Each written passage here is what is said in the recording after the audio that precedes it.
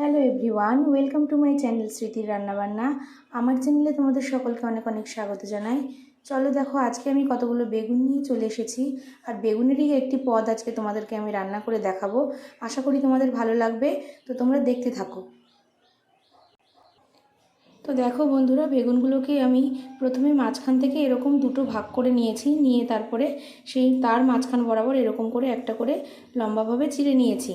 আমার বেগুনগুলো একটু ছোট সাইজের ছিল, তার জন্য আমি এক একটা বেগুনকে এরকম দুই ফালি করে করেছি। এরকম একটা বেগুনকে আমি এরকম মাঝখান বরাবর দুই ফালি করে করেছি। যদি তোমাদের কাছে বড় বেগুন থেকে থাকে তাহলে তোমরা সেটিকে 4 ভাগ করে করবে।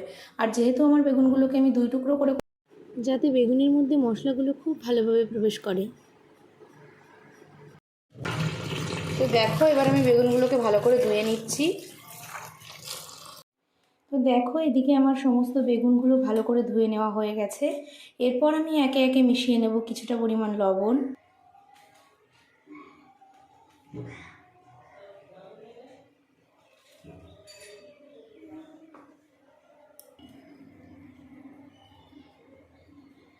মশলাগুলো আমি হাত দিয়েই মাখিয়ে নেব, তাহলে সুবিধা হবে।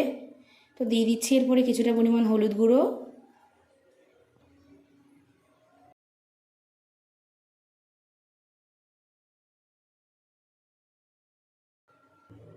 এরপর আমি দিয়ে নিচ্ছি কিছুটা পরিমাণ চিনি। তো দেখো, এদিকে আমার সমস্ত মিশ্রণগুলি দিয়ে ভালো করে বেগুনগুলোর সঙ্গে মিশিয়ে নেওয়া হয়ে গেছে। এবার আমি এর উপর দিয়ে ছড়িয়ে দেবো কিছুটা পরিমাণ কাশ্মীরি লাল লঙ্কার গুঁড়ো।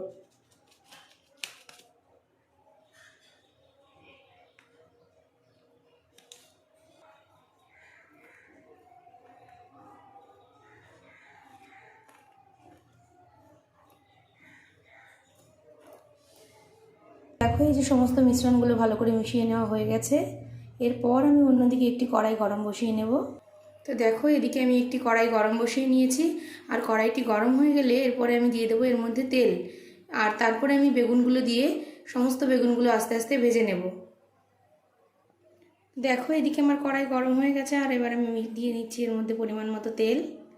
আমি এখানে সাদা তেল ব্যবহার করছি, তোমরা চাইলে সর্ষের তেল ব্যবহার করতে পারো, তাহলে রান্নাটা আরও বেশি সুস্বাদু হবে। তো দেখো, এদিকে আমার তেল ভালো করে গরম হয়ে গেছে। এবার আমি এই তেলের মধ্যে একে একে সমস্ত বেগুনগুলোকে ভালো করে ভেজে নেব।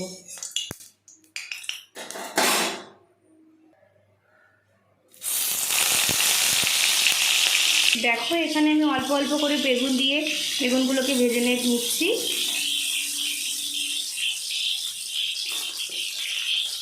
দেখো, বেগুনের এক পিঠ ভাজা হয়ে গেলে আরেক পিঠ আমি এরকম করে উল্টে দেব এবং বেগুনগুলোকে লাল লাল করে ভেজে নেব। তো দেখো বন্ধুরা, এদিকে আমার সমস্ত বেগুনগুলো লাল লাল করে ভেজে নেওয়া হয়ে গেছে। আর বেগুনগুলো আমি ভেজে নিয়েছিলাম মোটামুটি মিডিয়াম টু হাই ফ্লেমে। এরপর আমি একটি মিক্সিং জার নিয়ে তার মধ্যে আমি নিয়ে নিচ্ছি কিছুটা পরিমাণ কালো সরষে,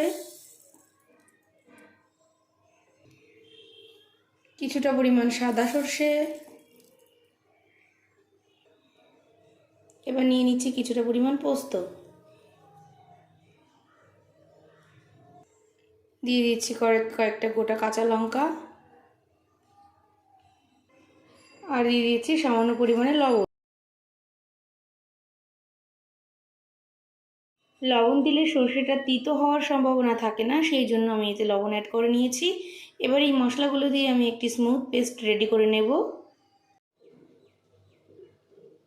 এদিকে আমার মশলার পেস্টটি রেডি হয়ে গেছে। এবার আমি রান্নার দিকে এগোবো। আমার কড়াই গরম হয়ে গেছে, এবার আমি এর মধ্যে দিয়ে নিচ্ছি তেল।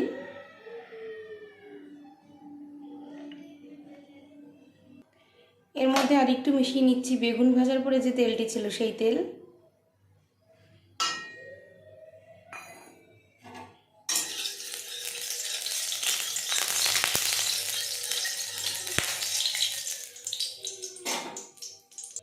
এবার এই তেলের মধ্যে দিয়ে দিচ্ছি কিছুটা পরিমাণ কালো জিরে,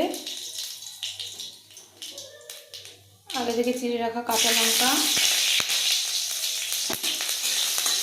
এবার কালো জিরে এবং কাঁচা লঙ্কার মিশ্রণটিকে কিছুক্ষণ নাড়াচাড়ার পরে আমি এর মধ্যে দিয়ে দেবো একে একে আগে থেকে বেটে রাখা মশলা।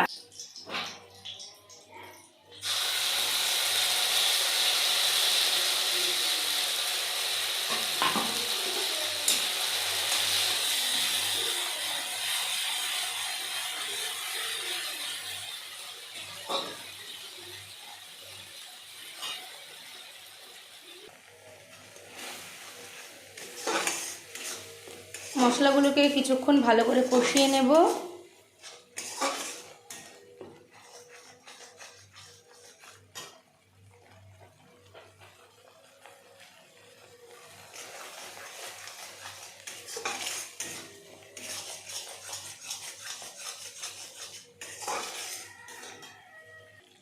এরপর আমি এর মধ্যে অ্যাড করব সামান্য পরিমাণ হলুদ গুঁড়ো।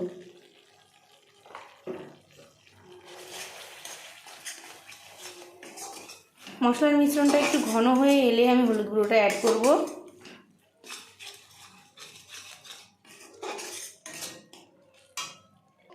আমার মশলার মিশ্রণটি ঘন হয়ে এসেছে। এবার আমি এর মধ্যে দিয়ে দেবো মিক্সিং যে বাটি ছিল সেই বাটি ধোয়া কিছুটা পরিমাণ জল। আপনাদের কাছে যদি নারকেলের দুধ থাকে তাহলে আপনারা সেটি ব্যবহার করতে পারেন, যেহেতু আমার কাছে নেই তাই আমি এর মধ্যে জল অ্যাড করে নিচ্ছি।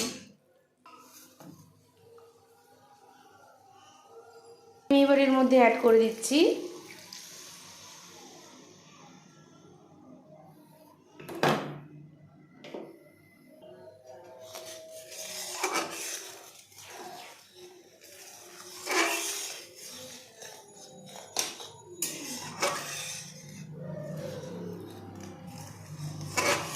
এবার জাল উঠে গেলে আমি এর মধ্যে দিয়ে দেবো আগে থেকে ফেটিয়ে রাখা টক দই।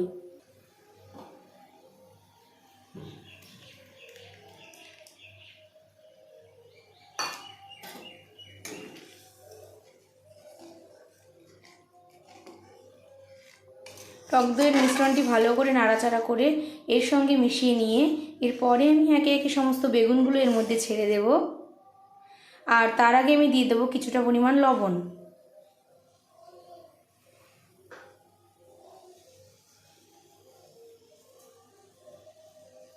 ঝালটা আপনারা আপনাদের পরিমাণ মতো দেবেন। চাইলে এর মধ্যে আরও কিছুটা পরিমাণ Kashmiri red chilli powder add করতে পারেন। আমি কিছুটা পরিমাণ অ্যাড করে নিয়েছিলাম, সেটা আপনাদেরকে দেখানো হয়নি। এরপর আমি একে একে সমস্ত বেগুনগুলো দিয়ে দেব। তো এবার আমি একে একে সমস্ত বেগুনগুলো দিয়ে দিচ্ছি।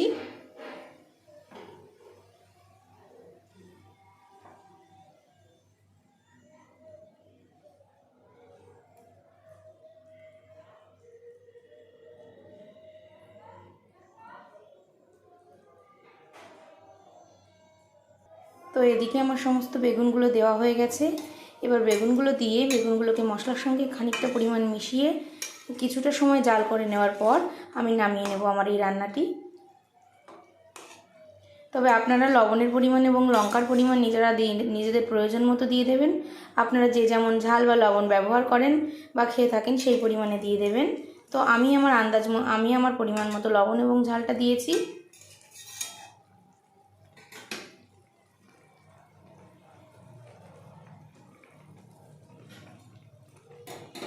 এবার আমি রান্নাটা হয়ে গেছে। এবার আমি গ্যাসটাও বন্ধ করে দিয়ে কিছুটা সময় এটিকে ঢাকা চাপা দিয়ে রেখে নামিয়ে নেব।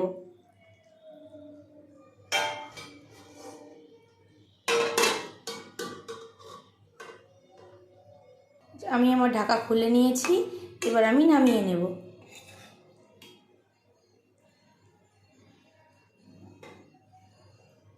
তো দেখো বন্ধুরা, এই যে আমার রান্নাটি রেডি হয়ে গেছে।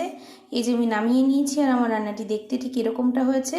যে কোনো নিরামিষ দিনে তোমরা এই দুর্দান্ত স্বাদের রেসিপিটি রান্না করতে পারো।